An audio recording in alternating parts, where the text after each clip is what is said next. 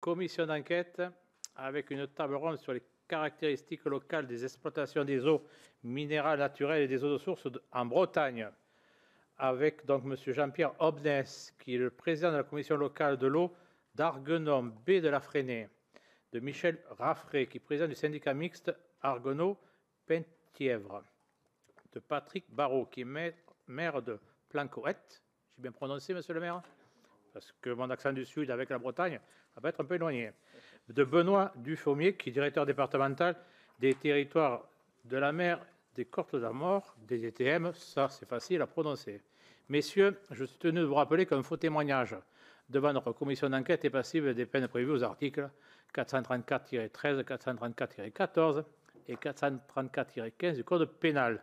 Je vous invite les uns et les autres à prêter serment de dire toute la vérité, rien que la vérité, en levant la main droite et en disant « Je le jure ». Alors on va commencer par monsieur le maire. Vous appuyez sur le bouton rouge.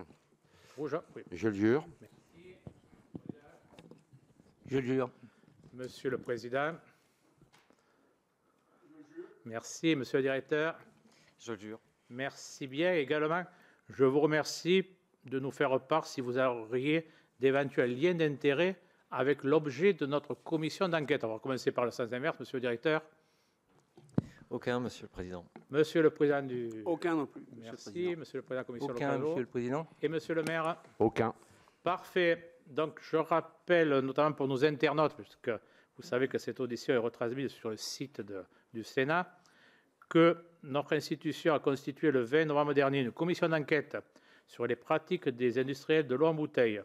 Au début de l'année 2024, plusieurs médias ont révélé les pratiques illégales de certaines entreprises du secteur des eaux embouteillées, en particulier le recours à des traitements interdits sur des eaux minérales naturelles et de source. Notre commission d'enquête du Sénat vise à faire la lumière sur ce dossier sous réserve des éventuelles procédures judiciaires en cours. Mes chers collègues, que je remercie d'être présents et présentes, cette audition a pour objet de donner la parole à des élus et à des responsables administratifs concernés par l'exploitation des eaux minérales naturelles et des eaux de source dans les Côtes d'Armor, en Bretagne. Donc, il s'agit pour nous de comprendre l'écosystème des eaux et le rôle de chacun pour la protection des eaux. Que représente aujourd'hui l'industrie de l'eau minérale dans le département en termes d'installation, d'emploi, de production annuelle, de bouteilles et de recettes fiscales pour vos collectivités? Ça peut toujours servir. Nous parlons de Plancoët, bien sûr, qui fait partie du groupe OGE, donc OGE, Plancoët, Quézac, Saint-Baume, Vallegrève. Comment est prise en charge la protection de la ressource souterraine dans une région très agricole dont la qualité des eaux de surface est souvent questionnée?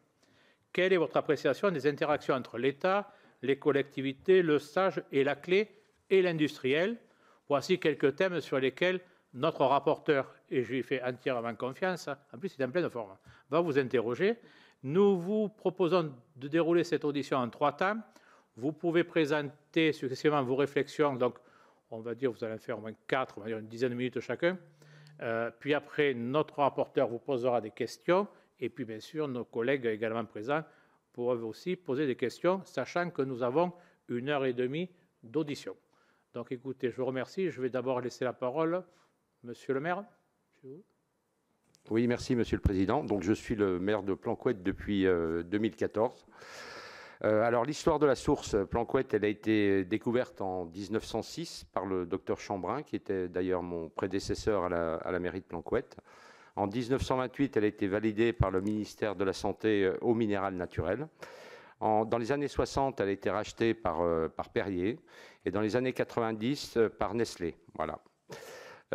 Janvier 2014, rachat des eaux de Plancoët par le groupe familial OGE, que vous avez cité tout à l'heure et qui est propriétaire notamment de Quézac. C'est la plus célèbre, pas la plus rentable, mais la plus célèbre. 2011-2015, il a été mis en place un contrat nature entre la mairie Cœur Émeraude, qui était le syndicat de préfiguration du parc naturel régional, et l'université de Rennes, ainsi que la Société des eaux minérales de Plancoët. Il en a découlé la découverte et la constatation sur tout le périmètre de protection de la source d'un îlot de biodiversité ordinaire, mais exceptionnel en termes de diversité d'espèces et de quantité. Ce lieu est qualifié dans le futur parc naturel régional de lieu extraordinaire de biodiversité ordinaire. On y trouve des espèces uniques en Bretagne. En 2015, convention d'ouverture donc de la zone protégée étudiée au public pour mettre en avant l'histoire de la source et de la zone de biodiversité préservée.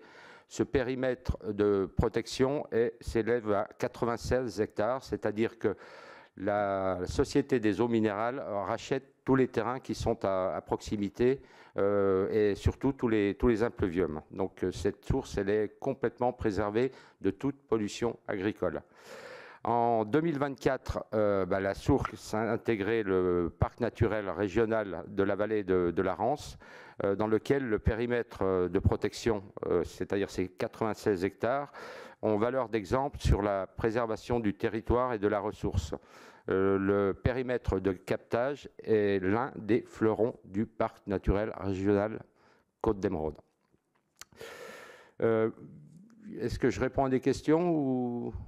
Non, parce que je pense que monsieur le rapporteur vous posera des questions, ce qui permettra également après d'y apporter des réponses. Ce qu'on souhaitait, c'est plus une présentation générale, comme vous avez fait, si vous n'avez pas d'autre chose à nous rajouter. Non, sur les emplois, je peux parler des emplois. Je peux peut-être parler des emplois, sur également les ressources que ça rapporte à la commune, ça nous intéresse. Hein. Ça intéresse toujours un maire d'avoir quelques rares ressources, Monsieur le Président. On est dans la Chambre des collectivités, Monsieur le maire. Oui. Donc on essaie d'être le plus proche des maires. Oui. Donc en termes de ressources, alors on a bien sûr les emplois, 23 CDI, 7 équivalents en temps plein, et puis 10 personnes en fonction des supports commerciaux, comptabilité, administration des ventes, c'est-à-dire on va dire entre 40 et 45 personnes avec des CDI, CDI, non déterminé, CDD en période tendue.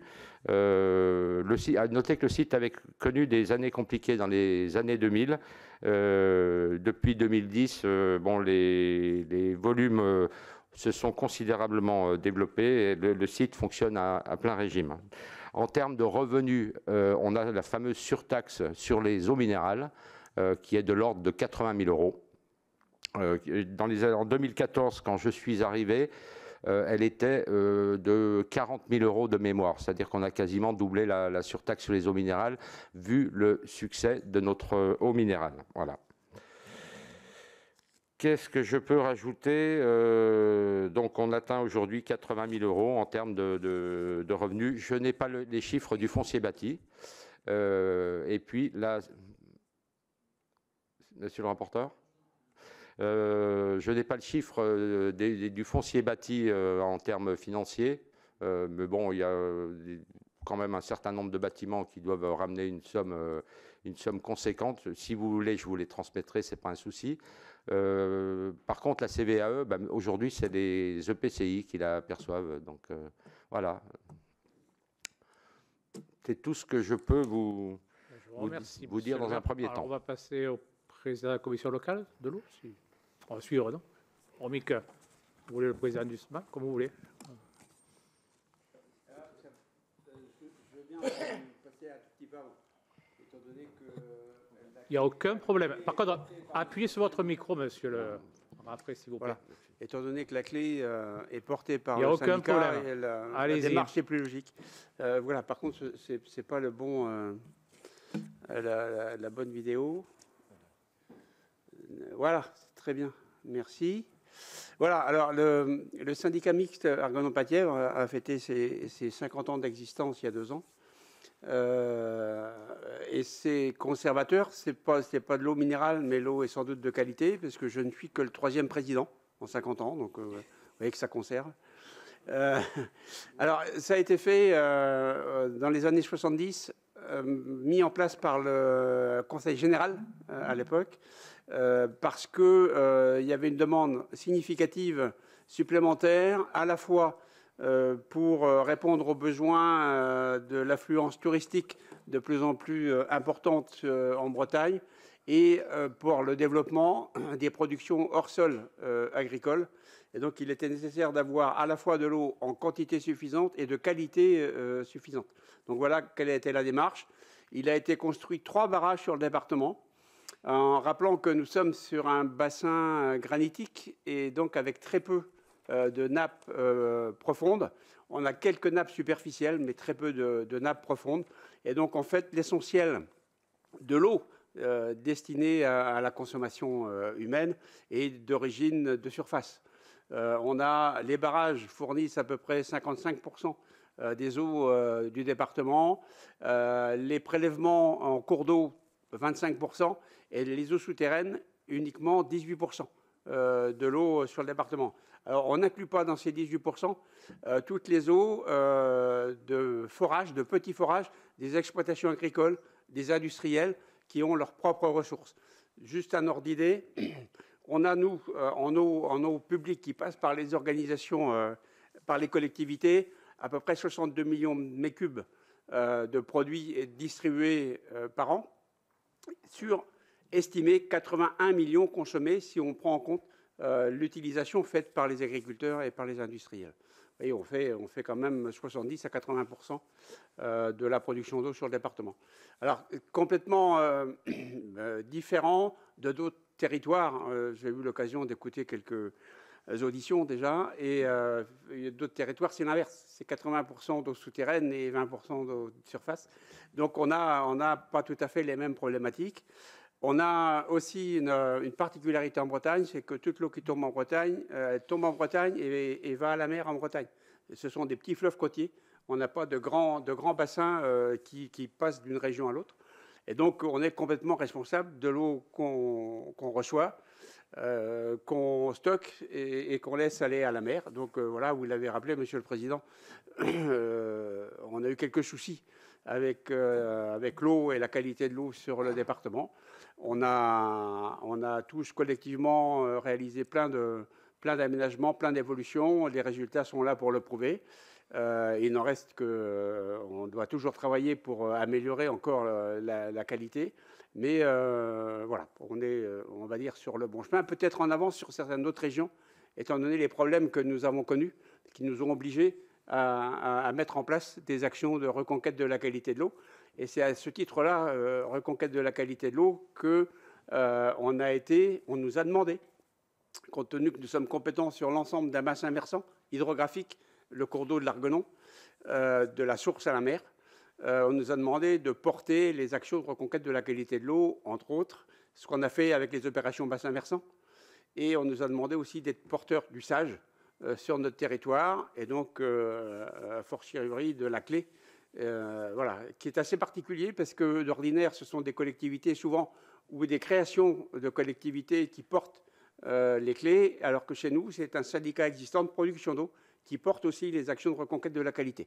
Alors, on en a plein, on pourrait en détailler, mais je répondrai à vos questions derrière. Juste une petite question Oui. de précision par rapport à ce que disait Monsieur le maire de Planquette. Est-ce que vous, une partie des forages, alors vous nous avez dit que ça représentait que 18% de l'eau, est-ce qu'une partie des forages vient dans la même nappe? Non. D'accord. Non. La nappe de Planquette Elle est complètement autonome, indépendante, et Voilà. il n'y a finalement Y que com- l'industriel qui exploite la nappe. Oui. Merci beaucoup. Oui. C'était- Voilà. Alors, je ne sais pas si... Je crois que j'ai fait à peu près le tour sur l'historique. Je peux détailler plein de dates d'évolution de notre syndicat, juste quand même avant de céder la parole. Donc, on a été mis en place le syndicat sur 121 communes. On alimente le tiers du département des Côtes-d'Armor. En 97, les autorités préfectorales nous ont dit on veut bien encore vous autoriser à prélever de l'eau, mais à condition que vous mettiez en place des actions de reconquête de la qualité de l'eau brute. Et donc, c'est pour ça qu'on a commencé à porter des opérations bassin versant, des opérations SAGE, des opérations clés. On a aussi mis une opération en place qui nous a beaucoup aidé ces jours derniers sur un PAPI, protection contre les inondations, qui nous a permis de gérer via des cellules de crise. Et vous avez vu qu'en Bretagne, on a eu quelques tourments avec des débordements de rivières. Nous, on a réussi, grâce au barrage qui sert aussi d'écrêteur de crues, on a réussi à tamponner pour éviter que la ville de Planquette, qui est de temps en temps inondée malheureusement, on a réussi cette fois-ci à éviter qu'elle le soit par une très bonne gestion de cellules de crise sur 4-5 jours intensifs. Et voilà, on est assez content du résultat. Donc on a plein d'actions au-delà de notre premier travail qui est de fournir de l'eau, et je vous le rappelle, à peu près au tiers du département des Côtes-d'Armor. Merci beaucoup, Monsieur le Président. Donc, maintenant, on va passer au président de la clé. Donc, Monsieur Abnès, vous avez la parole. Oui, merci. Monsieur le Président, donc moi je suis président de la commission locale de l'eau après le Covid, hein, c'était fin 2020. C'est là que j'ai commencé à travailler sur ces dossiers-là. Donc d'abord vous dire que la commission locale de l'eau donc, est composée de 38 membres, 3 collèges représentant les collectivités territoriales et les établissements publics, au nombre de 21, des représentants des usagers, des propriétaires riverains, des organisations professionnelles et des associations au nombre de 10, et enfin de l'État et de ses établissements publics au nombre de 7. Donc, comme vous l'a rappelé tout à l'heure le Président, donc, c'est le syndicat mixte Arguenon-Penthièvre qui a été choisi pour porter donc, la commission locale de l'eau par sa position, puisqu'elle est au centre du bassin versant. Donc des actions ont été mises en place déjà avant que la clé soit mise en place, hein, c'était dès 1993, hein, pour protéger donc la qualité de l'eau, principalement en amont. Et depuis 2008, donc ça s'est étendu de la source jusqu'à la mer. Donc le périmètre du territoire du Sage, donc il a été défini donc en 2007, oui, par arrêté préfectoral. Vous voyez, donc, il se situe donc à l'est des Côtes d'Armor, entre Saint-Brieuc, le Sage de Saint-Brieuc et le Sage Rance-Frémur, baie de Bosset. Donc, il est composé de 42 communes, 3 EPCI, hein, Lamballe, Terre et Mer, Dinan Agglomération et Loudéac Communauté. C'est un territoire qui est un peu plus de 700 km². 2 bassins versants, celui de l'Arguenon, donc où se trouve la retenue, et aussi celui du bassin versant de la Fresnaye, qui est un petit bassin versant. Donc 800 km de cours d'eau avec 5 cours d'eau principaux, et un territoire, principalement un territoire rural à dominante agricole, et le bassin versant de la Fresnaye est surtout concerné par la conchyliculture et également le tourisme. Donc, on est bien sûr concerné par l'eutrophisation et les contaminations microbiologiques. Donc, ce captage, donc, on vous l'a expliqué tout à l'heure, il est très stratégique pour les Côtes-d'Armor et les Vilaines pour l'alimentation en eau potable. Donc, une ressource qui a été impactée par les nitrates, hein, et les pesticides, donc avec dans le, comment on appelle ça? Pardon, j'ai un trou de mémoire, le contentieux, pardon, le contentieux nitrate. Donc, en étroite collaboration avec la clé, donc est mené des plans de lutte pour ramener donc cette eau à une qualité et principalement sur les nitrates. Donc aujourd'hui, donc le démarrage de la clé a eu lieu en 2009. Et donc en 2014, elle a été approuvée du Sage Arguenon baie de la Fresnaye par arrêté préfectoral. Et depuis donc 2014, donc des suivis de la mise en œuvre du Sage au travers notamment de programmes d'action qui ont été mis en place, contrat territorial, comme on vous l'a précisé tout à l'heure, programme d'action aussi et de prévention des inondations, là je répète un petit peu, et démarche communale ascendante de lutte contre l'érosion des sols. C'est une démarche un peu spécifique sur notre territoire. Cette démarche consiste à mettre en place des commissions communales de lutte contre l'érosion des sols. Et donc, ce sont les communes qui désignent les personnes, les membres qui font partie de cette commission pour mettre en place des actions donc pour réduire l'érosion des sols. Et ça fonctionne très bien puisque ces gens connaissent le terrain et identifient donc les secteurs très qui sont... Excusez-moi de vous couper, Monsieur le Président. Ces personnes, ce sont des élus ou ce sont des citoyens? Non. Alors, ce sont des élus, des membres d'associations, des personnes qui connaissent bien le terrain. Ça peut être des chasseurs, ça peut être des marcheurs. Les chasseurs, c'est bien. Je ne suis pas rien convaincu, là. C'est bien. Donc, autrement, donc, les enjeux qui ont été identifiés donc, pour le Sage Arguenon baie de la Fresnaye, donc c'est bien sûr la pérennité de la production de l'eau, mais aussi en qualité et en quantité. On vous l'a expliqué aussi, protéger donc, les personnes et les biens contre les inondations, l'amélioration de la qualité biologique, lutter contre l'eutrophisation, diminuer les quantités de pesticides dans l'eau, et enfin réduire les contaminations du littoral et plus particulièrement les contaminations microbiologiques. Et bien sûr, un enjeu de gouvernance pour assurer donc la mise en œuvre et le suivi du SAGE à l'échelle du bassin versant. Voilà exposer un peu le territoire donc, des bassins versants Arguenon, Baie de la Fresnaye. Merci beaucoup, Monsieur le Président. Et puis pour terminer, donc, Monsieur le Directeur de la DDTM et des Côtes-d'Armor. Merci, Président. Peut-être rapidement, une DDTM, c'est un service déconcentré de l'État qui a un spectre d'activités assez large. L'aménagement du territoire, le logement, le transport, la biodiversité, la mer, la pêche, et la transition écologique, l'agriculture, l'énergie et la sécurité et l'éducation routière, tout ça dans le département. Pour ce qui concerne l'eau, bien évidemment, tout cela sous l'autorité de Monsieur le Préfet. Nos missions ont essentiellement trait à la préservation de la ressource en eau dans son milieu, ce qui signifie que voilà, tout ce que l'on veut faire qui touche à l'eau, que ce soit des prélèvements, des rejets, des modifications du milieu humide, que ce soit en eau douce ou en eau salée pour un département maritime, doit faire l'objet d'une analyse au titre de la loi sur l'eau. Par ailleurs, dans les missions de la DDTM, nous avons aussi une mission de coordination des services s'occupant de l'eau et de la nature, la MISEN, la fameuse mission interservice de l'eau et de la nature, qui coordonne l'action de l'ensemble des services de l'État dans le département.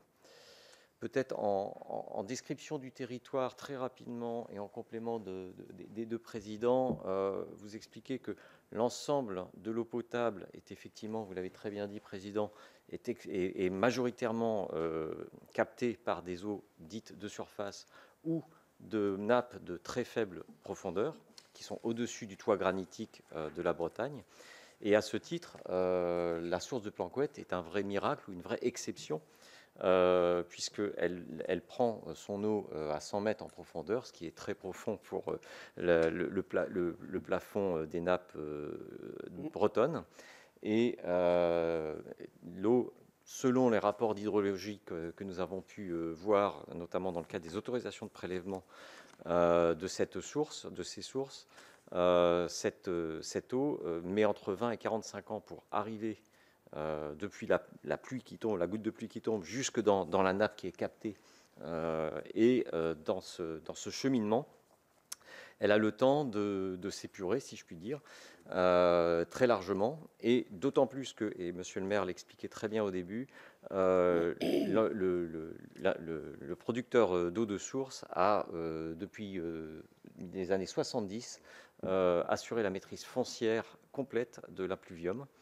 En parallèle de ça, sur la mission urbanisme de la DDTM, nous avons bien évidemment l'analyse du document d'urbanisme de l'EPCI, Dinan Agglomération, qui, sur toute la zone, prévoit, donc, qui qualifie cette zone de N naturelle, et donc qui interdit quasiment toutes les constructions pouvant dégrader la qualité de la ressource en eau. Et de fait. Et on est en Bretagne. Voilà, Président. Juste, Monsieur le maire, quand vous reprenez la parole, passez au micro parce qu'il y a des gens qui vous écoutent. La Bretagne vous écoute, monsieur. Oui, je voudrais rajouter que cette eau n'est pas touchée par les nitrates. Voilà. Et pourtant, on est en Bretagne, c'est un pays sensible par rapport à ça. Mais là, on a écarté toute pollution avec ce périmètre de protection.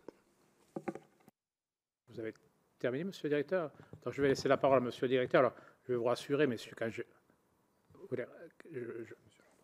monsieur le rapporteur, qui certes est en pleine forme, mais pas par rapport à vous, c'est par rapport, j'allais dire, à l'actualité journalistique du jour, où je le sens prêt à d'autres auditions. Donc je vous laisse la parole, monsieur le rapporteur. Merci, Monsieur le Président. Mais il semble insinuer qu'il y a des jours où je ne suis pas en forme et j'essaye de l'être continuellement pour toutes les auditions. Merci à tous, merci à vous d'être présents aujourd'hui. On a en effet la volonté, et vous avez regardé certaines auditions, on vous en remercie, on a la volonté d'avoir une vision en effet assez large de ce qui se passe sur le territoire. Nous avons fait un tour dans le Gard, les Vosges et puis évidemment la Bretagne. Peut-être pour commencer, monsieur le maire de Planquette, avec votre eau qui a été qualifiée de miraculeuse par les services de l'État. Donc on voit bien qu'on est sur une eau Alors je vais vous raconter qui est particulière. Vous avez une légende à me raconter, mais peut-être juste, je pose ma question. Je vous en prie, et vous pourrez raconter la légende avec. Donc déjà, vous êtes maire depuis 2014, que vous disiez? Oui, absolument. Vous étiez dans l'équipe avant, municipale? Non, auparavant, j'étais maire dans le Jura. D'accord. Donc vous n'avez pas de vision, ou peut-être que votre prédécesseur vous l'a partagé sur... parce qu'en fait, vous dites qu'il y a, en 2014, ce changement de propriétaire. Alors, le changement de propriétaire, si vous permettez. Le changement de propriétaire a fait que, si vous voulez, cette source n'intéressait pas Nestlé Waters, qui la trouvait en termes de volume peu intéressante et pour des raisons industrielles. Et là, c'est la famille Chassaigne qui a débarqué, qui est spécialisée dans les sources d'eau régionales, qui a remis beaucoup d'argent dans les chaînes de production, et tout a redémarré de là, avec un bon marketing, avec des commerciaux sur le terrain, et puis un concept qui fait qu'on joue sur le chauvinisme breton. Voilà. En fait, on s'intéresse qu'au Grand Ouest. C'est vrai qu'on a un rayon d'action qui est de l'ordre de 200 km. En fait, on n'a pas suffisamment de capacité de production pour aller plus loin. En termes de pompage, on est à 6 mètres cubes de l'heure, quoi. Donc ça reste une petite source. Et en pompage annuel et en 30 millions de bouteilles. 30 millions de bouteilles, d'accord. En eau minérale, parce qu'on a d'autres sources aussi. Et vous avez de l'eau de source. Et vous disiez qu'il y a eu cette augmentation de votre masse fiscale. Donc j'imagine qu'elle va avec l'augmentation du nombre de bouteilles. C'est la logique qui veut ça. Absolument. Et donc aujourd'hui, vous êtes à la limite de l'arrêté préfectoral, ou vous avez encore de la marge sur ce que vous en savez? Enfin, est-ce que la régénération de la source est convenable? Enfin, comment les choses sont observées sur le terrain? Alors, elle est particulièrement préservée parce que on pompe ça dans un haricot granitique qui est à 120 mètres de fond. On a du mal à estimer les capacités réelles que l'on peut faire en termes de pompage. C'est-à-dire qu'on est quasiment dans l'artisanal, quoi, dans le savoir-faire, voilà. Peut-être côté État, parce que l'État, avec le BRGM et tout un tas de services, ont la responsabilité de dire où est-ce qu'on en est sur quelle est la limite de l'exploitation et de la surexploitation. Est-ce que vous avez une vision de la source à nous partager? Dans le cadre des autorisations de prélèvement, donc il y a une analyse hydrogéologique du comportement de la nappe, que ce soit donc sur sa qualité ou sur sa capacité à se recharger. Et la conclusion du rapport de l'hydrologue dans les dernières analyses qu'on a pu voir montre, au-delà de la qualité qui a été très bien expliquée par monsieur le maire, que côté quantité, le pompage tel qu'il était aujourd'hui procédé n'atteignait pas ou n'affectait pas le niveau de la nappe. Et donc, à défaut d'une étude extrêmement complète, parce que compliquée, très en profondeur, sans capacité de capter d'autres indicateurs, le prélèvement tel qu'il est fait, ne baissant pas le niveau de la nappe, et ce depuis plusieurs années, plusieurs dizaines d'années, il a été considéré que le prélèvement était raisonnable, adapté. Pardon, excusez-moi. Et sur l'impluvium, vous disiez qu'il y a une vraie volonté, il y a eu un investissement dans l'outil de production, ce qui est quand même important aussi pour la qualité, parce qu'on a appris au cours de cette audition qu'un certain nombre de sujets peuvent émerger du fait du vieillissement des outils de production. Et sur la protection de l'impluvium, est-ce que vous pouvez nous dire, enfin, on cherche aussi des bonnes pratiques et des recommandations à exporter en dehors de la Bretagne. Et donc, est-ce que vous avez des éléments que vous voulez partager avec nous sur ce sujet-là? Alors déjà, la Société des eaux minérales est propriétaire des 100 hectares qui constituent l'impluvium, enfin le gros de l'impluvium. Donc toute exploitation agricole y est interdite. à défaut de couper l'herbe, ça c'est évident. Par contre, il n'y a aucune activité agricole sur ce territoire-là. Il n'y a pas d'accès véhicule, enfin il y a des accès véhicules en cas de problème.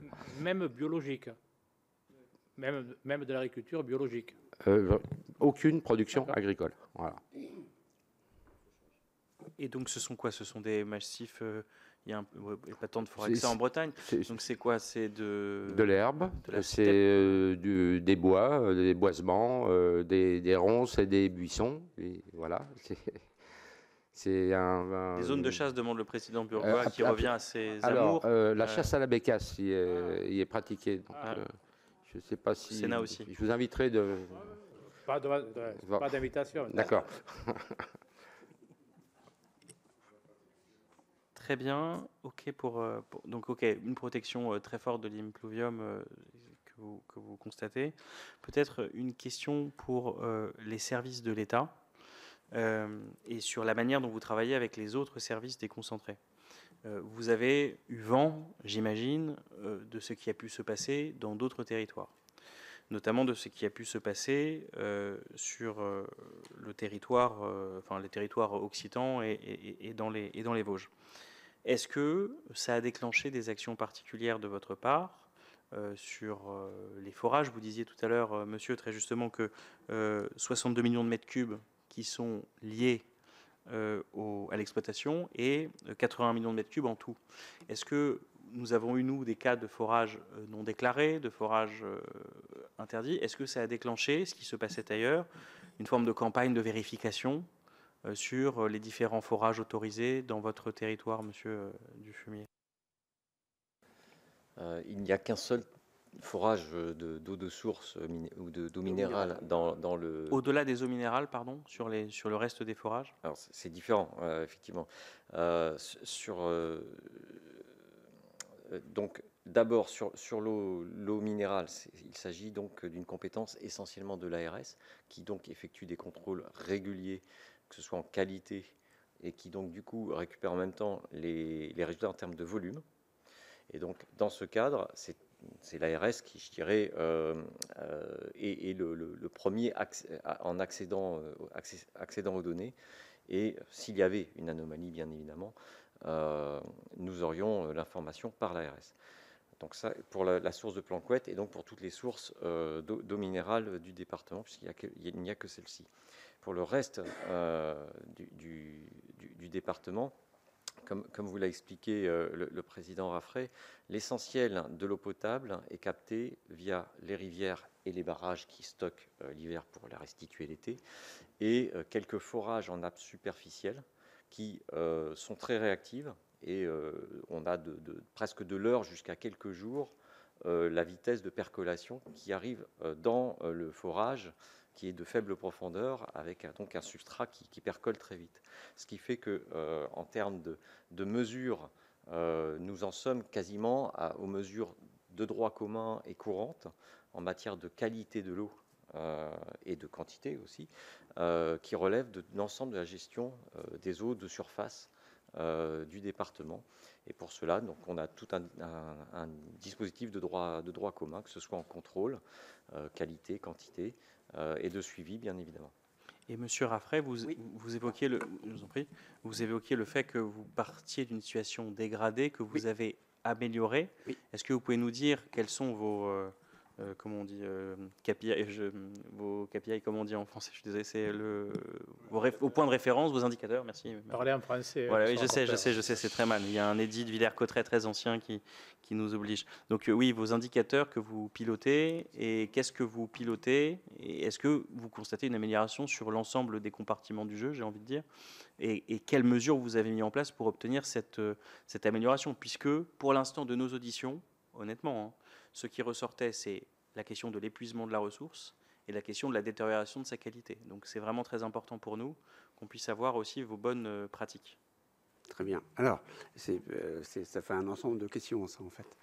Alors, les éléments sur lesquels nous sommes appuyés pour engager des actions d'amélioration et de reconquête de la qualité sont un peu étalés dans le temps. On a d'abord réagi sur les problématiques d'intrants, de nitrates essentiellement, liées pour beaucoup, mais pas uniquement, mais beaucoup aux productions hors sol sur le territoire. Et nous avons donc évolué. On avait à l'origine, de mémoire, une quinzaine de bassins versants contentieux européens, donc au-delà de la norme des 50 mg par litre. Et aujourd'hui, il nous en reste en contentieux 3. Donc déjà, globalement, ça prouve qu'il y a eu des actions menées. Ensuite sont arrivées les problématiques phytosanitaires, avec les glyphosates, entre autres, c'était le plus connu. Et donc, il a fallu qu'on mette en place un certain nombre de systèmes. Nous avons la chance, effectivement, d'avoir des eaux de surface pour lesquelles nous avons des usines de traitement significatives, relativement importantes. L'usine que j'ai la chance d'avoir dans mon syndicat produit 12 millions de mètres cubes par an. Là, on n'est pas en litres, hein, on est en mètres cubes. Donc, c'est beaucoup le traitement qui a permis d'améliorer la situation, plus que la ressource initiale, alors, vous diriez ou... Alors, dans le même temps, et je l'ai signalé dans mon propos liminaire, on a commencé à mettre en place des actions de reconquête de la qualité de l'eau brute. Mais c'est quelque chose qui prend du temps, qui est relativement long, et on a malgré tout des améliorations significatives, puisque dans nos eaux brutes, on a une diminution des nitrates qui n'atteignent plus aujourd'hui les 50 mg, qui ne sont même plus à 40 mg en moyenne. On a bien amélioré, et tout ça avec un travail de fond avec tous les acteurs locaux, les collectivités, les particuliers, les agriculteurs.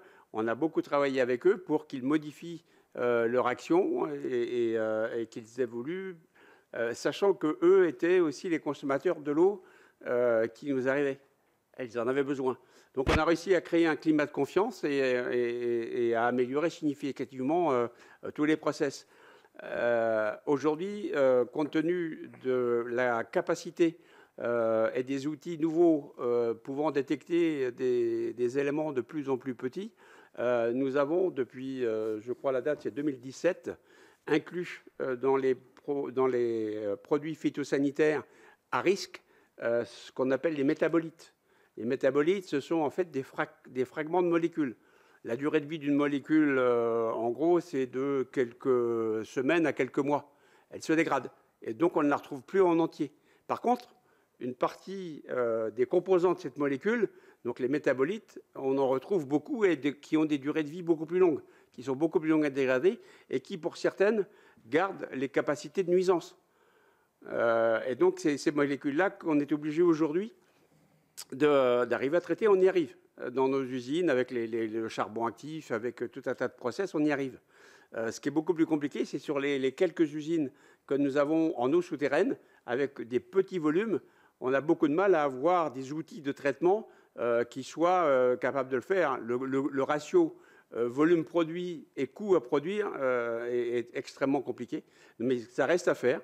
Et alors, je ne l'ai pas évoqué au départ, mais j'attire votre attention sur le fait qu'au-delà de notre organisation sur notre petit territoire, nous avons un syndicat départemental qui fédère l'ensemble des collectivités du territoire.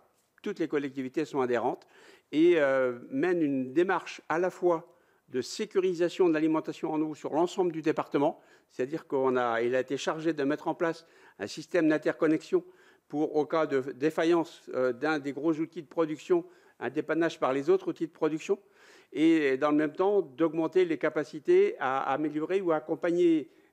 Si un forage, par exemple, avait un problème local momentané, la possibilité de diluer son eau pour qu'elle rentre dans les ratios de potabilité et de mise dans les réseaux. Voilà, donc c'est tout un ensemble et une évolution, donc à la fois des systèmes de traitement performants, mais aussi un travail important préalable sur l'amélioration de la qualité de l'eau brute avec tous les acteurs du territoire. D'accord, ok, très clair, merci beaucoup. Monsieur Obnès, on dit Obnès, excusez-moi. Monsieur Obnès, moi j'ai une question sur le fonctionnement de la commission locale de l'eau et sur son périmètre. Est-ce que le périmètre est le même que celui du bassin, celui du SMAP, ou est-ce qu'il est différent? Et je voulais avoir votre retour d'expérience sur le fonctionnement de la commission locale de l'eau. puisqu'on a eu devant nous parfois des présidents un peu fulminants sur le fonctionnement de la commission locale de l'eau, se plaignant de la difficulté à faire fonctionner l'objet, alors qu'il était sur des périmètres un petit peu différents, se plaignant du manque de soutien de l'État et des collectivités d'une certaine envergure, de certains départements. Qu'est-ce que vous pouvez nous dire, vous, de votre fonctionnement? Est-ce que vous le trouvez satisfaisant? Est-ce que vous avez pour nous, en matière de gouvernance, des recommandations à formuler? Voilà, peut-être des questions sur votre quotidien de président. Alors, comme je vous l'avais précisé tout à l'heure, l'avantage de fonctionnement de la commission locale de l'eau, c'est que la structure porteuse, c'est le syndicat de production Arguenon, syndicat mixte Arguenon-Penthièvre. Donc, comme vous l'a expliqué le président tout à l'heure, les actions qui sont menées ou les choses qui sont mises en place pour traiter l'eau, pour l'atteindre un bon état pour la distribution, nous, en amont, ce que l'on fait, c'est des actions qui permettent justement d'avoir une eau brute beaucoup de qualité et de diminuer le traitement pour que l'eau qui arrive dans l'usine donc soit moins difficile à traiter. Et pour ce faire, donc comme je vous disais tout à l'heure, on a donc des sensibilisations auprès des agriculteurs dans des méthodes des changements de pratique. On a beaucoup de céréales et donc ces concertations avec les agriculteurs, parce qu'on a un groupement paritaire agricole qui nous permet donc de mettre en place, en accord avec les agriculteurs, de nouvelles pratiques pour justement diminuer cette pollution avec les intrants. Comme je vous le disais tout à l'heure, on a aussi pour l'érosion des démarches qui nous permettent d'éviter donc que la terre, parce que pour un peu imager, c'est que que vous a pas dit le président, dans l'usine de traitement, il arrive 7 tonnes de terre par jour. Donc, ce qui correspond au 10e, je crois, de ce qui arrive dans la retenue, ce qui correspond à peu près à une ferme de 5 hectares par an de terre arable qui peut disparaître. Donc, tout ça pour dire qu'il faut absolument qu'on puisse arriver à diminuer cette érosion. Et c'est aussi... on n'a aucune difficulté pour travailler parce que c'est en fait les actions qui ont été mises en place avant que la commission locale de l'eau soit mise en place avaient vu naissance. Et aujourd'hui, bien sûr, on travaille ensemble pour améliorer cette qualité de l'eau brute. Et effectivement, le fonctionnement, on a cette chance-là, c'est que la structure porteuse est totalement au rendez-vous pour les actions que l'on porte. Peut-être une dernière question. Oui, je t'en prie. Oui. En complément de l'intervention de Jean-Pierre, le reste à charge, parce que j'ai cru dans les auditions que certaines clés avaient du mal à trouver des fonds pour... voilà. Chez nous, l'avantage, c'est que bien sûr, nous avons des cofinanceurs, l'agence de l'eau, la région, le département. Tout le reste à charge, soit aujourd'hui près de 30%, c'est le syndicat de production d'eau qui porte. On ne demande rien aux collectivités territoriales. C'est nous qui portons la totalité du reste à charge. Ce qui n'est pas neutre et ce qui facilite les engagements que peuvent prendre tous les travaux engagés, sachant qu'on a les moyens derrière de satisfaire aux besoins et aux actions. Et les recettes qui vous permettent de faire ça, c'est le prix de l'eau? Oui. Très bien. Oui, complètement. Okay. Oui. Très bien. Oui. Une dernière... On a la possibilité dans nos factures d'eau d'indiquer une ligne qui est un montant relatif permettant la reconquête de la qualité de l'eau. D'accord, il y a une ligne dédiée. Il y a une ligne dédiée à cette action. Oui, donc vous avez mis en fait les moyens en face de cette ambition qui était la reconquête de la qualité de l'eau. Ouais. D'accord. Monsieur Barraud, une dernière question avant de passer la parole, Président, aux collègues qui en auraient. Le scandale Nestlé Water est arrivé jusqu'à vous et la question que je me posais, c'est est-ce que vous voyez un effet sur les ventes de Planquette? Je veux dire que une forme de discrédit qui aurait touché un industriel vous semble-t-il s'être propagée à d'autres? Autrement dit, est-ce que dans les dernières années, votre industriel, ou même les derniers mois, parce qu'en fait c'est une question de mois, vous avez l'impression que le minéralier que vous connaissez le mieux, celui de Planquette, avec cette eau mystérieuse et légendaire, se porte bien ou se porte... Ce n'est jamais bon de voir de la publicité défavorable par rapport à une eau minérale. Toutefois, nous n'avons rien à voir avec tout ça. Et puis encore une fois, Les consommateurs connaissent bien la qualité de notre eau minérale, donc je ne vais pas vous dire qu'on a été touché, non, je n'ai pas eu de sentiment particulier de baisse de production ou de baisse de commercialisation. Bon, si vous avez terminé, monsieur le rapporteur, il y avait monsieur Gillet qui voulait poser une question, puis s'il y a d'autres collègues qui souhaitent qui nous le disent. Merci, monsieur le président. Bonsoir à vous tous. Quelques questions complémentaires qui peuvent s'adresser à vous quatre. Tout d'abord, on se pose toujours la question aujourd'hui, notamment dans votre relation avec les agriculteurs. Donc j'ai noté avec beaucoup d'attention la notion de ce groupement paritaire, donc du dialogue que vous avez pu établir. Donc une des questions un peu corollaires, c'est comment les services environnementaux sont-ils financés aujourd'hui et y en a-t-il? C'est-à-dire que dans un espace préservé, on peut demander à avoir des exigences particulières au niveau des agriculteurs. Ça diminue bien sûr leur rentabilité au niveau de leur modèle économique. Donc il y a une légitime compensation par le biais des services environnementaux. Sont-ils mobilisés dans ce cas de figure?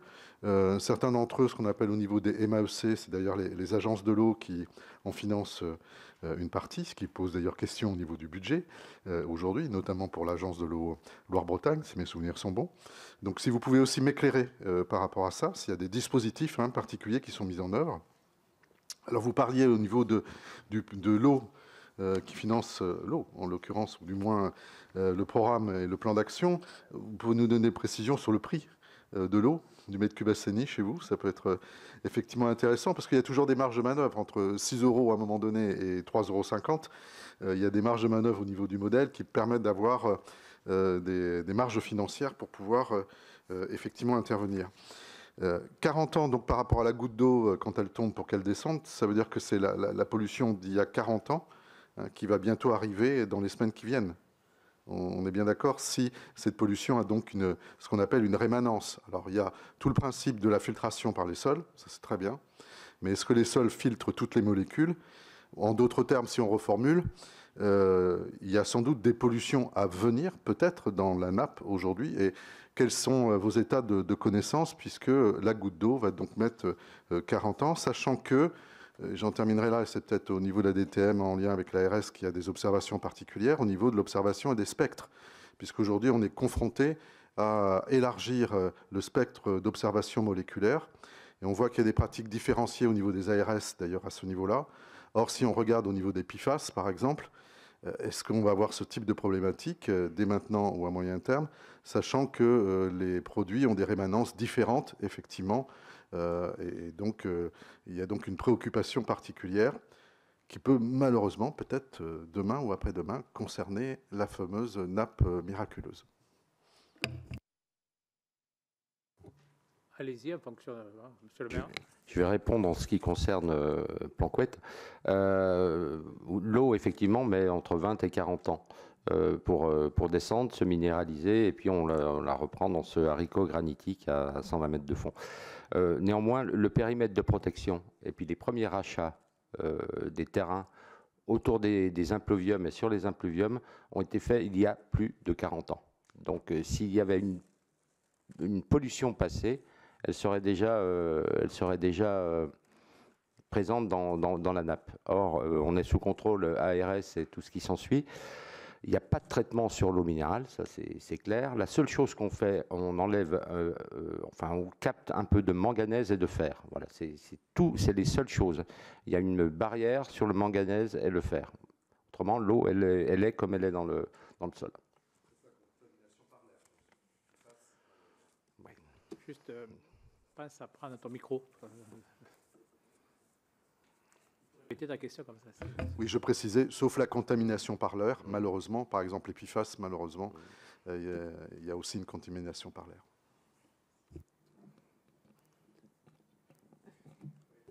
Mais un des présidents qui voudrait peut-être représenter du CIMA, mais après le directeur de la DTM, puisque le rapporteur il a posé une pression. Très bien, mais je vais essayer de répondre sur une partie des questionnements, monsieur le sénateur. Alors, vous évoquiez le prix de l'eau. Alors, le prix de l'eau, il est sur le département. Il n'y a pas un prix de l'eau départemental. il est déterminé par chacune des collectivités en fonction de son coût de revient. Aujourd'hui, on est en moyenne, en Bretagne, il faut le savoir, et on le dit franchement, une des eaux les plus chères du territoire, pour un certain nombre de raisons. La première, c'est que nous n'avons pas la chance d'être au pied d'une montagne, et donc l'eau n'arrive pas gravitairement à l'usine de traitement et n'est pas distribuée gravitairement dans les châteaux d'eau qui distribuent après à la population, qui font faire des économies énormes, entre autres d'électricité. Voilà. Nous, il faut qu'on aille la chercher, qu'on la remonte dans l'usine, et de l'usine, c'est nous qui fournissons toute l'énergie pour l'envoyer dans les châteaux d'eau. On alimente, nous, notre usine, on alimente 55 châteaux d'eau. Et c'est nous qui fournissons l'énergie pour la monter après dans les châteaux d'eau. À partir de là, elle va gravitairement chez les utilisateurs. Ce qui veut dire que même si on avait une coupure d'énergie, compte tenu que nous, on a un système de production électrique indépendant, autonome, les gens pourraient ne plus avoir d'électricité, mais auraient de l'eau quand même. Ce qui fait sur un territoire, c'est quand même quelque chose de significatif. Donc c'est un des éléments qui fait que le prix de l'eau est significatif. Je vous l'ai dit, l'essentiel, c'est de l'eau de surface. L'eau de surface est plus difficile à traiter parce qu'elle se contamine, hein, l'érosion, l'air, enfin elle se contamine plus que les eaux souterraines qui bénéficient d'une filtration naturelle par les sols. Et donc, voilà, un peu plus de coûts de traitement. Et donc, pour arriver à la réponse que vous me posiez, on est en gros autour de 5 €, entre 5 € et 5,50 € l'eau traitée. Hein. L'eau seule, sans traitement, pour les gens qui sont en ANC, on est plutôt autour de 2,50 €, 2,70 €. Voilà la tarification moyenne. Alors, eau assainie, 5 €, 5,30 €. Voilà, c'est l'ordre de prix dans lesquels nous sommes aujourd'hui. Vous évoquiez les aides et les accompagnements des agriculteurs. Alors, oui, nous travaillons avec les agriculteurs. Ça fait 30 ans qu'on a notre commission paritaire où à la fois on apporte les informations aux agriculteurs sur les problématiques de l'eau et les contaminations par sous-bassin versant pour travailler plus spécifiquement sur des sous-bassins versants et la façon dont on pourrait avoir, et avec eux, comment on peut faire pour améliorer les choses sur chaque sous-bassin versant. Et donc, on a engagé des actions comme ça, sectorielles, qui nous ont permis d'améliorer les situations. Et avec une compréhension, alors il y a toujours des gens qui font la sourde oreille, mais une compréhension globale et un accompagnement des agriculteurs. On n'est pas là pour révolutionner, on n'est pas là pour leur demander de passer tous en agriculture biologique. Voilà, on essaie d'améliorer les façons dont ils fonctionnent. Par contre, alors les MAEC, oui, on fait des MAEC. Alors effectivement, c'est un financement de l'extérieur, c'est pas nous qui le finançons celui-là. Et on est en train d'étudier la possibilité de mettre en place un PSE, une participation spécifique environnementale et d'accompagnement sur des pratiques et un dédommagement du fait de la diminution des rendements générés par les modifications de travail. On est aujourd'hui dans la phase d'étude de faisabilité. On se rend compte que ça génère, compte tenu que notre bassin versant fait 40 000 hectares, c'est quand même un certain nombre de coûts engagés significatifs et on ne veut pas se lancer à l'aveugle sur des outils comme ça, mais on espère avancer et trouver des solutions avec le monde agricole sur ces paramètres-là. Donc oui, on essaie, on est conscient. Hein. Si on impose des modifications et des limitations de certaines pratiques, on essaie de compenser pour que l'activité ne soit pas pénalisée économiquement. Voilà, on travaille là-dessus. On le fait en partenariat avec l'Agence de l'eau. Hein. On échange, on regarde ce qui est fait ailleurs, ce qu'on peut faire. Voilà. Alors certains secteurs près de chez nous ont déjà mis sur des petits territoires des choses comme ça en place. Saint-Malo, qui est à côté de chez nous, a mis en place des PSE. Alors c'est un territoire où il y a beaucoup de maraîchage, donc des valeurs ajoutées importantes sur les territoires et les hectares. Et donc ils ont réussi, eux, sur un petit territoire, à accompagner et à améliorer, avoir des résultats significatifs avec cette méthode d'accompagnement financière. Monsieur le directeur. Président, Monsieur le Sénateur, pour compléter la réponse, sur le droit commun des mesures agro-environnementales et climatiques, les MAEC, représentent sur l'ensemble du département 13 millions d'euros annuels que l'État verse en aide aux agriculteurs pour transformer leur système d'exploitation de manière plus vertueuse. Par ailleurs, nous avons le plan d'action régional nitrate dans sa version numéro 7 modifiée qui est actuellement en vigueur, avec des réflexions importantes au niveau régional sur une simplification et une meilleure opérationnalité de ce document. Enfin, et là de manière départementale, en termes de suivi et d'amélioration de la qualité de l'eau, il faut aussi regarder les sujets en lien avec les stations d'épuration et donc l'assainissement que vous évoquiez, Président, puisque depuis 2021, l'État, via Monsieur le Préfet à l'époque, a mis en place un dispositif autorisation d'urbaniser de nouveaux terrains contre assainissement conforme. Et ce dispositif aujourd'hui... Et cela en dehors du ZAN, c'est pour plaisanter. Et cela en dehors du ZAN, tout à fait. Tout est merveilleux. Et cela fonctionne bien, puisque de ces 5 dernières années, nous avons eu plus de 90 millions d'euros financés par l'Agence de l'eau pour l'amélioration de la conformité des systèmes d'assainissement dans le département, ce qui est considérable. D'accord, écoutez, merci beaucoup. Alors, je crois qu'il y avait notre collègue, Mme Housseau. Je lui laisse avec plaisir la parole. Peut-être prendre notre micro, parce que... Oui. Merci, Monsieur le Président.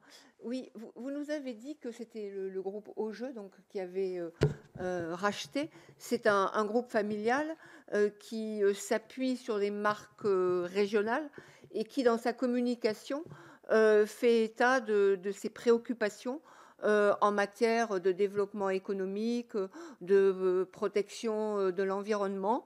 Je voudrais savoir comment ça se traduit au quotidien. Si vous avez des relations assez rapprochées, si vous êtes associés ou au moins informés de leurs évolutions, notamment avec la mairie. Et je voudrais savoir aussi, si vous le savez, quelle est la nature de leur relation avec l'ARS, c'est-à-dire comment ils perçoivent l'ARS, qui est quand même la structure qui est censée les contrôler. Écoutez, c'est une très bonne question, ma chère collègue. Je laisse la parole à Monsieur le maire.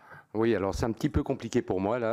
Alors le groupe Au-Jeu, effectivement, la famille, je la connais. Par contre, moi, je ne me préoccupe que de la source de Planquette. Hein. J'ai des très très bons rapports avec la direction. C'est pas la famille Au-Jeu.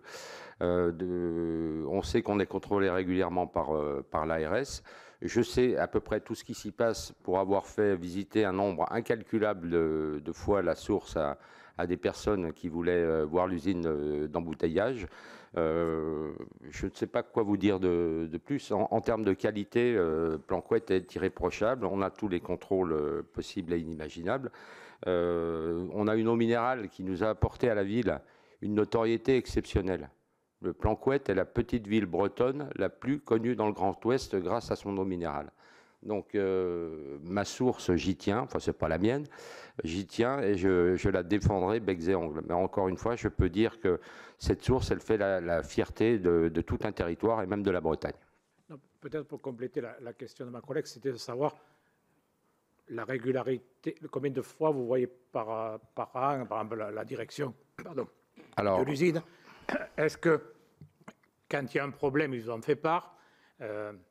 Est-ce que vous les voyez, oui. J'allais dire, voilà, lors de votre entretien, qu'est-ce qui vous indique? Est-ce qu'il vous parle de la production, de la qualité de la nappe? Je pense que la question de notre collègue est intéressante parce que par rapport à d'autres territoires, on n'a pas forcément eu les mêmes relations, on va dire, entre communes et exploitants. Donc c'est intéressant d'avoir votre point de vue en tant que maire très dynamique de Planquette. Oui, merci. Écoutez, la direction, moi je la vois minimum une fois par mois. J'ai des habitudes au niveau d'un certain restaurant. En général, parce qu'on n'est pas forcément des Bretons. Oui. Planquette, il y a combien d'habitants? 3000, c'est une petite ville, tout le monde se connaît. Non, il n'y a 3200. pas de petites villes, il y a des communes, pas de petites. Voilà. Donc je connais bien la direction actuelle, j'ai des relations régulières avec eux. Et puis un des cadres de l'entreprise à la production est membre de mon conseil municipal. Voilà. Et c'est lui qui me représente au sein du parc naturel régional. Donc on va très loin par rapport à tout ça. C'est quelqu'un qui avait plutôt une vision politique écologiste. Je l'ai pris dans mon équipe, je l'ai intégré dans mon équipe en disant on a besoin de toi également. Voilà. Et ça se passe très bien. D'autres questions? Est-ce qu'il y a d'autres questions, mes chers collègues? Monsieur le rapporteur, est-ce que vous... Ah pardon, monsieur Gillet, pardon, excusez-moi. Allez-y, je vous en prie. Juste une question complémentaire. Du coup, par rapport à votre plan d'action, donc dans le cadre du SAGE, de la clé, etc., on voit bien qu'il y a des programmes d'action qui sont intégrés aujourd'hui en termes de planification. Est-ce qu'on va aujourd'hui jusque dans le cadre des PLU ou PLUI, ce qui permet aussi d'avoir une gestion stratégique du fil de l'eau, notamment du pluvial, puisque pour vous, c'est un enjeu qui est quand même très important, la gestion stratégique du pluvial. Donc, est-ce qu'elle est intégrée dans les documents d'urbanisme ? Concernant les PLU, PLUI en général, donc, il s'agit d'une compétence du maire ou du président de PCI, pour lequel l'État apporte des données et bien évidemment effectue un avis dans le cadre de la consultation, préalablement à la consultation du public et le contrôle de légalité. Rien dans les textes aujourd'hui n'impose une gestion de l'eau pluviale de proximité à la parcelle, par exemple, dans les textes. Ceci étant, aujourd'hui, nous avons plusieurs documents d'urbanisme qui très clairement prennent ces orientations. L'agglomération de Saint-Brieuc et d'autres PLUI des Côtes d'Armor en sont des très bons exemples. Nous avons au niveau de la DTM fait il y a tout récemment un séminaire à l'attention des collectivités, des élus et de leurs services sur la gestion intégrée des eaux pluviales dans le tissu urbain, de manière justement à favoriser ce type de démarche. Et aujourd'hui, on a plusieurs documents d'urbanisme qui sont très clairement orientés comme cela, pas tous, au fur et à mesure aussi des rythmes de révision. Merci. Est-ce que vous voulez rajouter quelque chose, messieurs? Allez-y, monsieur le président. Simplement, effectivement, pour compléter ce que disait monsieur Dufubier, c'est qu'il y a, d'une part, on sent dans les collectivités une prise de conscience importante concernant donc le bocage et puis l'infiltration des eaux. Je prendrai comme exemple sur ma commune, donc je suis maire depuis 2014 également, où on a fait un lotissement sans réseau d'eau pluviale, où on est en train de faire de la mise en séparatif en diminuant les eaux dans les tuyaux, mais en ayant des tranchées drainantes, en ayant des espaces d'infiltration. Donc de ce côté-là, on a des actions qui sont plutôt dans le sens d'infiltration. D'ailleurs, il y a un encouragement aussi relativement significatif de la part de l'Agence de l'eau. Très bien, écoutez, j'espère que vous avez rajouté quelque chose, messieurs. Chers collègues, pas d'autres questions. Écoutez, moi je vais vous remercier. Donc, on retiendra, monsieur le maire, que votre eau, elle n'est pas bénite, mais elle est au moins miraculeuse. Et que, j'allais dire que ce miracle peut-être aura illuminé notre commission et apporté peut-être à notre rapporteur des propositions dans son rapport.